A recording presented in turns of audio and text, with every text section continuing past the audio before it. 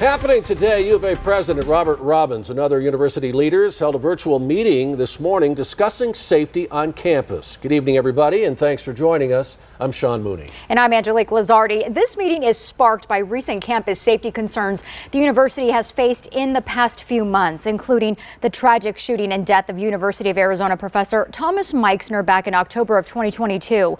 Meixner's former student, Murad Dervish, had been expelled and barred from being on University of Arizona property, and he had been the subject of several reports of harassment and threats to staff members working at Harshbarger prior to the fatal shooting.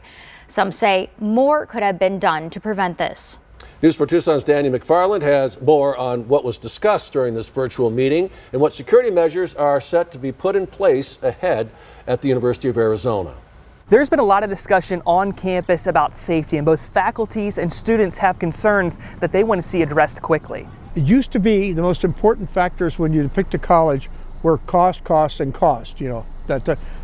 Now a fourth issue has come up right underneath it, and that is security. Many people who are on campus every day have had concerns since last year's shooting of Dr. Thomas Meixner, and they want to see big changes with safety on campus. There are a number of different services that are out there. What we're trying to do is get to have people have these discussions, talk with professionals prior to actually having an event like that. The biggest problem identified by the university was communication at all levels. Any opportunities for improvement on making our campus safer.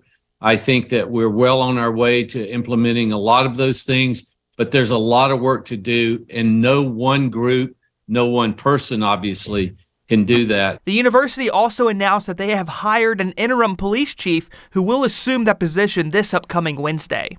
We will soon begin a national search to identify a permanent replacement.